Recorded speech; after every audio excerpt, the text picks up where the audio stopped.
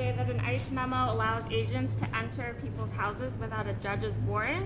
What do you say to people who are concerned about this violating the Constitution, and how much is this tactic being used?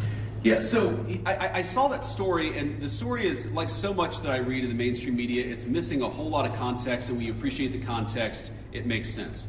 No one is saying, look, there are exceptions. For example, a crazy exception, if somebody is fired at from inside a house, they don't need a warrant to go inside that person's house. There are very narrow exceptions to the warrant requirement where law enforcement officers don't need a warrant if, for example, they're an imminent threat of their lives. But what we've said and what ICE has proposed, what the Department of Homeland Security really has proposed in the Department of Justice, is that we can get administrative warrants to enforce administrative immigration law.